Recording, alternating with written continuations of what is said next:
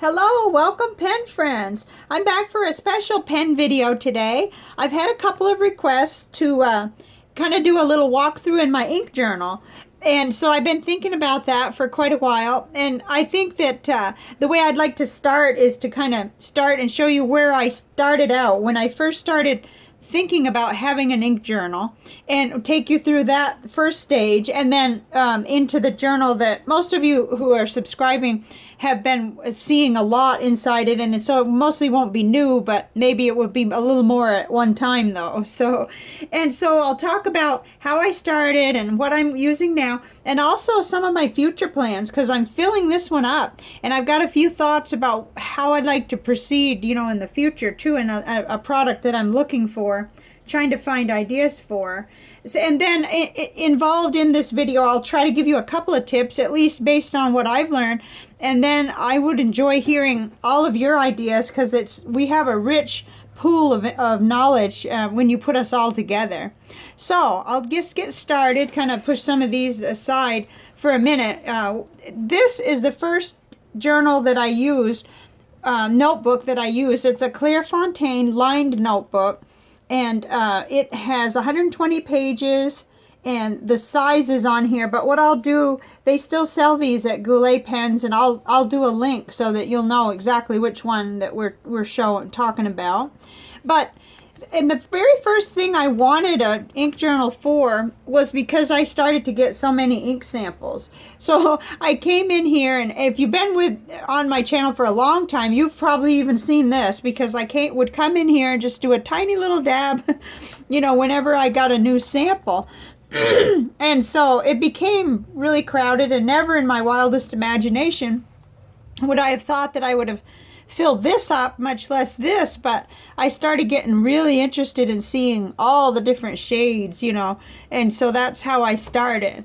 And then I wasn't very organized. I took notes. I even took notes about, or wrote a little bit about my first order from Goulet Pens, which was January 8th of 2017. So I probably won't be getting rid of this. It'll be kind of sentimental, and then I would ink up pens. So these are the first pens that I really was working with a lot. My Pilot Metropolitans and Lamy Vista, my old Schaefer that I found, and then a Pilot Petite one. Those, I can see that that's kind of how it was, And then I started to plan for a trip, and I just couldn't bear not to take them with me, so I started to list which ones I was going to take. And at first it was neat, and then it started getting a little bit messy, and really I was writing a lot, but I wasn't showing a lot, the ink on different papers. But this is, this is just how I started. I had a lot of problems with my Kaweco Ice Sport, and I wrote out the whole process that I went through to get that writing, because it had baby's bottom, and I've talked about these things on videos. But and so I enjoyed coming to this notebook to write in it, and I just hadn't really thought about the full potential of an ink journal, why have it and what to do with it. So I took a lot of notes from other people's videos. And, Troy's name comes up, Fran Blanche, who I don't even remember. I guess I watched a special video there and took some notes, and maybe that had to do with his video. Gosh, it'll be fun to look over these more. Oh, and here I inked up a Genhao 450, X450, and I wasn't really very happy with them. It says I was happy, but I remember not being too happy with the ink being so light. So it just didn't, it would have been better in a broad nib, but I didn't even think about broad nibs back then. So funny how things have progressed. I would make lists, and it looks like I didn't come back and check them out, what I was doing. I did Currently Inked still again, and there's some green, wow. But anyway, I don't want to spend too long on this one, because this wasn't, I hadn't really learned yet. And then I started to get the idea of, let's see what the ink color looks like, and let's really do some boxes at least. And so I did that, and I took notes from Larry's channel, and oh my, and Pens and Tea, that was fun, I was learning about things I still haven't really gone into yet, but I took notes about them. Oh boy. But you know, this is, to me now, when I look it over, it's kind of boring, except when I do read something that makes me remember first getting a pen or something like that. You know, basically though, it's not, it doesn't have an index and there's no organization.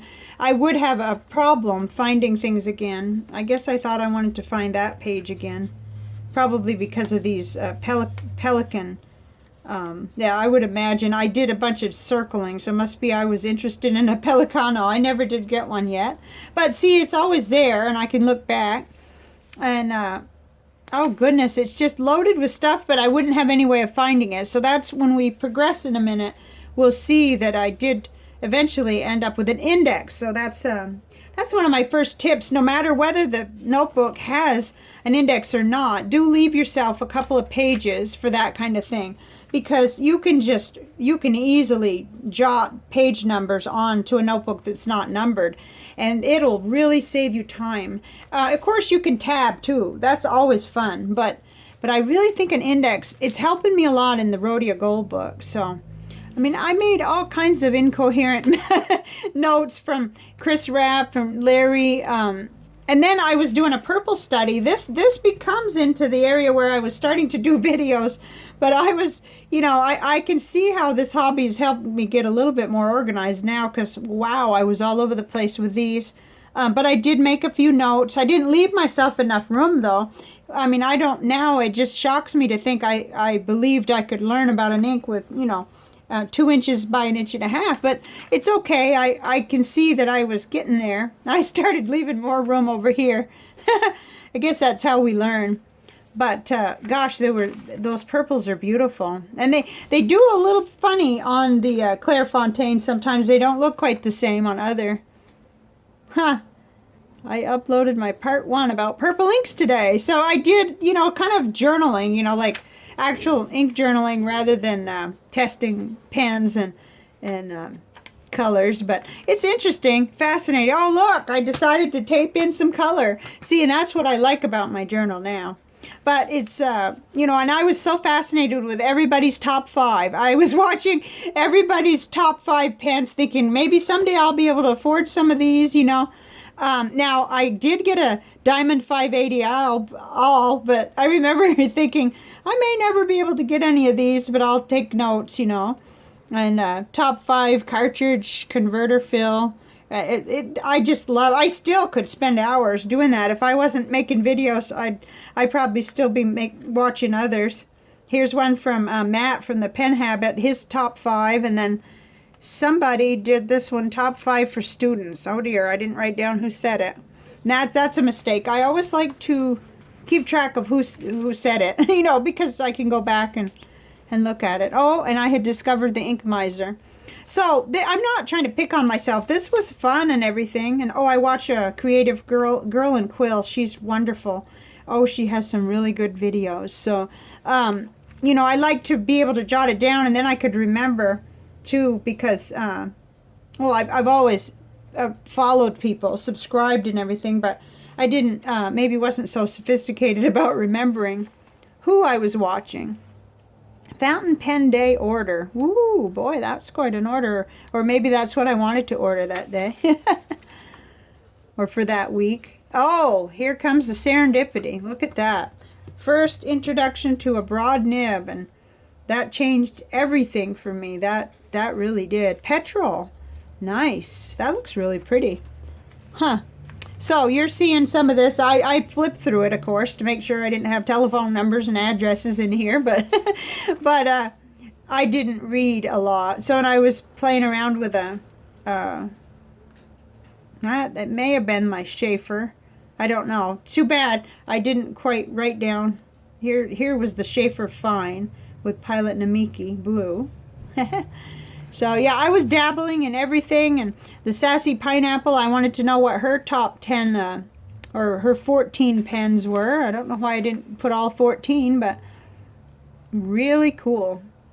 Troy and Matthew's pen haul. I had to know about everything. But look, Jen Howe shark, that was probably the first seed of, in my mind of, oh, there's a shark pen, So it's cool. And then the Currently Inked. Okay, I can't spend too much more time in this one because if I do, we won't have time to go through the other.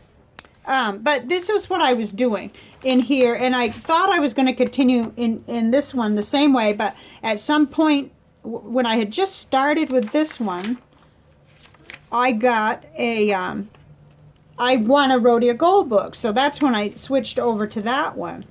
And here I've got crystal lists and everything, but that was probably because I was doing all kinds of videos, in conjunction with crystals, and I wanted to kind of remember what I had. And so it's the same, and then all of a sudden we've got notes on ADD. So I hadn't dedicated it really to, oh my, I spent $81 in that order. Woo! That was this year too. Oh my. Oh yes, and this I like. This kind of thing I'd like to do more of in my new ink journal, keeping track of things that I really like, because this little notebook I won't remember, but I really loved that notebook. It was a Tomoe River Goulet notebook. Wow, every ink and every size nib looked fantastic on that paper. So I'll probably migrate that over to the other book or copy it or something. I don't want to forget that that's the product that I would want to get. So okay, let's, you get the idea. I wasn't yet. Oh my, somebody's testing a car, it sounds like. Woo, that was loud. Okay, then I moved into these, probably at about halfway through the red one. I started using the Currently Inked books, and you've seen this a lot, so we'll just kind of flip through quickly. Sometimes they drag race down this parkway, and it's a little frightening, but hopefully they've gone away. So here, you've seen this, and it just gives you a place for your swatch and the date that you filled it, and then you can fill that in when you're done. So this is still a tool I use all the time. In fact, my latest, this week's ink ups were Lamy Vista with Earl Grey, Twisby Mini. I cleaned it out finally and put in Capri Blue. Monteverde, ooh, it's beautiful. Then in my Wing Sung 3008, which I still love, I have a Lamy nib on it. I put Monteverde Rose Noir. I had 2 samples, so I had enough. And then an old favorite, I put in the new to me pen, Shark pen, Diamine Pumpkin. So this is still being used. These are kind of archival, so I'm keeping them. So now we come to the main one that I'm using now. And what I really, really like about this, well, we know we're not giving up on this. I'm in number 2, and I've got some extras. What I love about this book is that it has already a table of contents, and the pages are numbered. So this, yeah, and it has lots of space for your index. All of this is where you can write your index. And I'm going to come through with a highlighter, and I'm going to highlight each of the ink flight ones so I can quickly find them, because they're kind of all, mixed in here. So I'm going to do that. I almost did it today, but I wasn't. I was just wanting to move ahead here.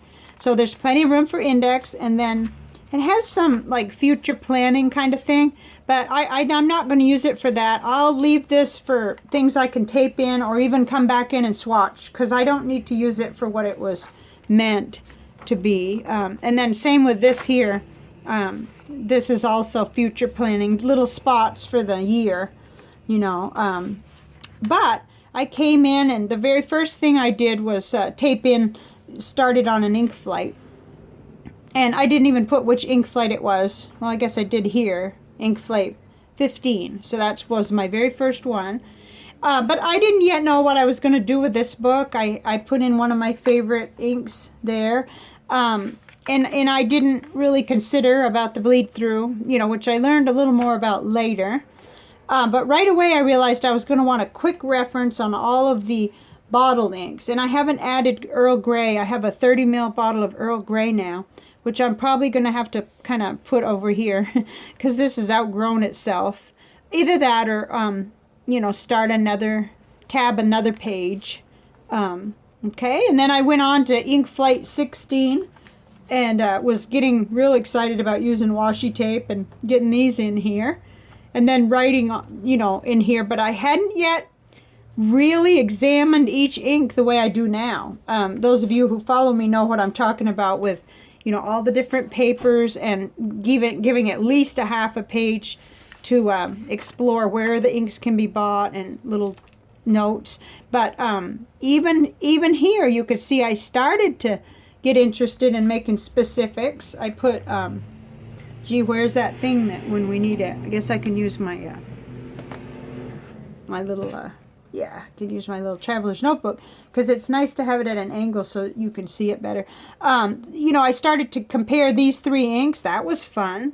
And I did a Currently Inked. I no longer do that in this book, because if I did that all the time, I would really run this book. I'd get it full so quickly. So I do that in my daily messy notebook, more or less. And here I kind of like, that's a throwback to before.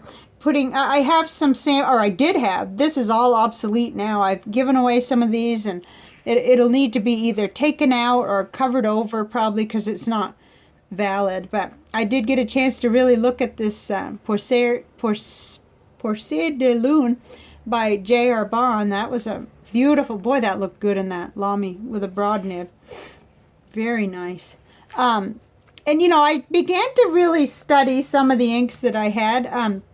I remember distinctly I was afraid this sample would run out before I would get a good look at it, because I was using it for letter writing. So I got it into here so I'd have something to look back on. And then I do have a bottle of Diamine Aqua Lagoon. So you could see what was happening. I was starting to really have fun looking at what the inks looked like, and this is just lots less boring to me than what I was doing, which was a lot of just regular journaling. But you got to start somewhere. So, and then Ink Flight 17 came along. Oh, I don't know what I was thinking. That is like, that gives me a headache to look at that, all that washi tape. Oh, but anyway, that was just something I did then. And here we go with the Currently Inked again. I was still kind of doing that. I never did come back in and finish these, but I've since had a chance to work with all of the Montegrappa inks. Well, it wasn't just Montegrappa.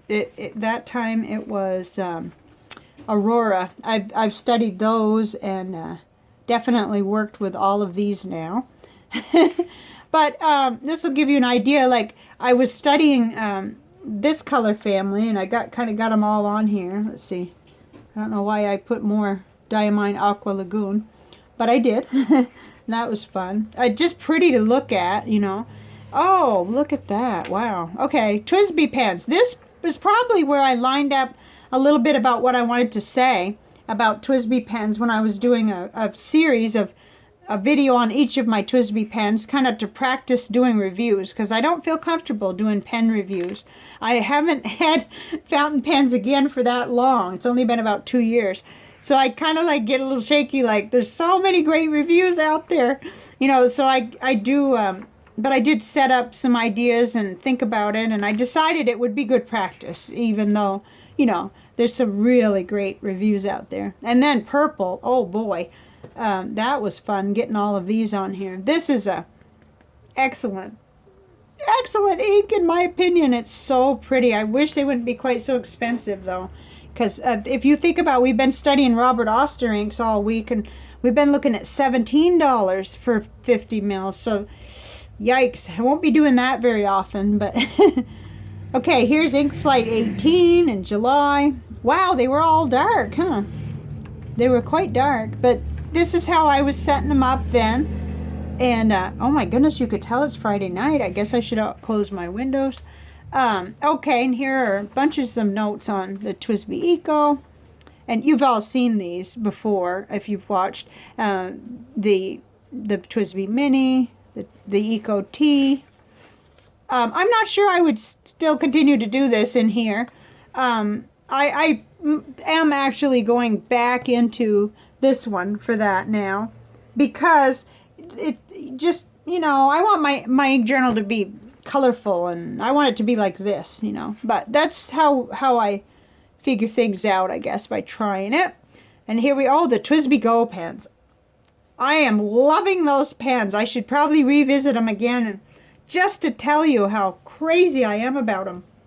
They, the broad nib on the TWSBI Go writes broader and it is better than the TWSBI Eco that I just bought, which I wish I hadn't bought because it's a beautiful pen. It's that translucent blue TWSBI Eco with a broad nib, but it's not the same broad nib that's on the TWSBI Go, and that's just something I'll say. Goodness, I don't know whether they're completely consistent or whether I just got a fantastic, well-tipped TWSBI Go. I don't know. I'll have to do some reading, I guess, on some other, you know, reviews and things like that. I was checking to see if how we were with time. Oh dear. I just decided I'd put this in here because I had a lot of bleed through on the other side. There's when I inked up my Moon Man Mini Wankai with Tranquility. I still got Tranquility in there. It's a tank. It lasts forever. Okay, y'all have seen all of this many times. This was the 30 inks 30 days. So, and then oh, my ink wish list. See what's happened? It's almost full. And I have some that I've obtained and some that I'm looking for. I had some really good ideas in the Teal family there, passed on by Wayne, and several other people, Carla and Annie and Rico, and you guys are turning up in here that have recommended different things. Matthew and Nicole and wow, Marta. So I'm working on that, but it looks like I'll need a tape in, if you know what that is, just a piece like to tape in. And I you know, the ink wish lists are forever and they're long and they evolve. So okay, I'll go real quick through here because we just did this in September, but this is really useful information for me. I can go back and find these inks, even if the sample is gone, which like this one I happen to know it's nearly like maybe a drop left or something. Doesn't matter. Now I can tell what it looked like, and I have a few notes and impressions. I've got that much. And I also save all the old papers too from these reviews. So it's something I can look back on. And I kind of recommend that if you got the space. Just kind of staple them together and put them somewhere. So this was really, really interesting. And then I don't know why I kept making the lines because this probably bled through too much. So this will be a creative opportunity here to do some tape-ins and spreads. Oh yeah, okay. My original thought was to just seal that, I guess. And then I made a mistake just the other day by thinking this was where I left off.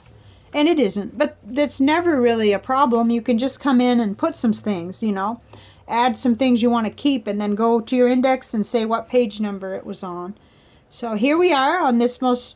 no, this is Ink Flight 20. It seems like I just finished that one too, and I did. And then we started 21. So you guys have been right with me on that. So each of them except for Rouge Granat, that one has page number 61 because I covered it in 30 inks 30 days. So, and this I just decided to come back in. It was one of my entries for the Goulet Monday matchup giveaway, and I kind of liked it, and it was done with Robert Oster blue denim, so that kind of gives me an idea what that looks like in the Metropolitan and for artwork. So then I did the Chris's Choice series where all these 8 inks were inspired by 30 inks 30 days, so I did a video on each one of these if you want to look it up. They're playlisted, so that'll help you a little. And same thing with the Ink Flight. If you want to go back on there, I've been trying to be good about playlisting the Ink Flights and the Ink series, so it would help a little bit, so you could just kind of let it play. And here we are now. We're just finishing. We have one more, which will likely be tomorrow, which is that honeybee tomorrow. So okay, and then I left that blank, and I'm going to put something there. I haven't decided yet, and got right into them, and that's where we're at. So honeybee is conveniently going to end out our spread here, and then that's it. So I keep on going, and let's see what I got in the back. Oh, I had a wish list. Huh. Wonder what that means. There's eBay and a number. That's odd. I wanted some Mach 3 pens. I wanted a preppy crystal. I wanted Wingsung 3008s in colors. A lot of times it dies down. If you just write down what you want, it kind of dies down, and if you look at it a few weeks later, you're like, oh, well, maybe, you know. Oh, and I did some pen testing way back when I had no idea what this book would do, but this is really good paper, really thick, nice paper. And in the back, I have some personal notes. I wanted to tape them in, but I don't want to embarrass people, and so they're back here for right now anyway. I could still do it and then just skip those pages if I wanted to keep people anonymous and stuff. But so that's it. That's where I'm at right now.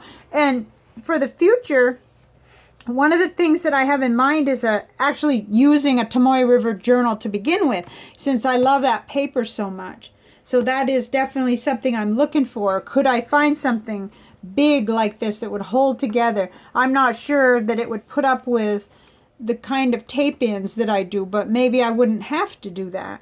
Or maybe it would handle it, you know. Or maybe I could reinforce it with something, and you know. So I'm just kind of in the exploration, because I'm only on like in the 60s of the page numbers, and this goes all the way to 224. So, you know, I'm not halfway yet, but I'm getting there.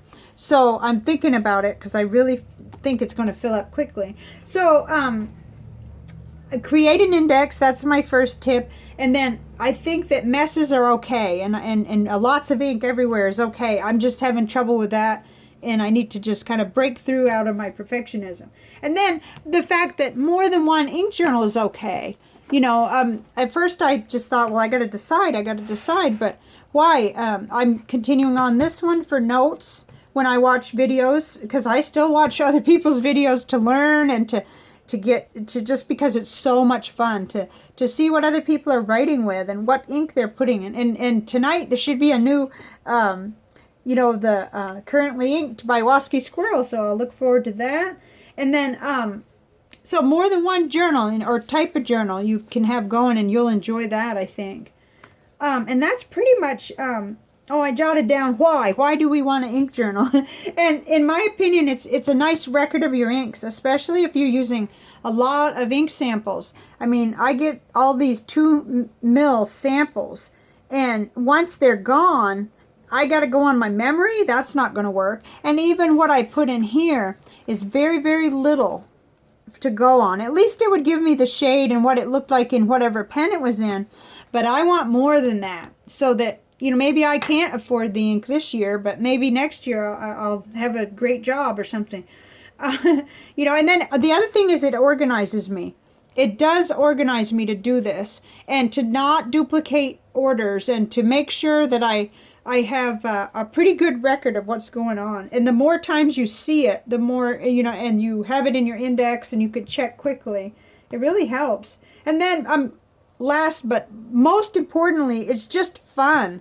It's just so much fun to see the beautiful colors and to really play with it.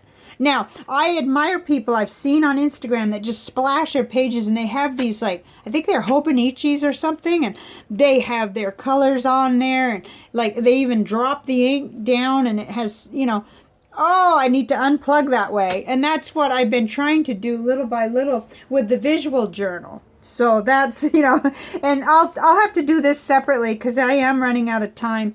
I know that I have very limited space in what I'm recording on today, so I'll have to end like pretty much right now. But I hope this was of use to you, and I can't wait to hear the comments. I want to hear what kind of ink journals you guys use, and, you know, what you'd like to have. What's your, like, grail ink journal? Because, you know, I'm kind of looking for another one for long term, for later after I fill this one up. I got more than 100 pages to go. But thank you so much for joining me, and make comments. Tell me what you think about ink journals and what you're using. And I'll see you next time, okay? I gotta go before it cuts me off. Bye for now.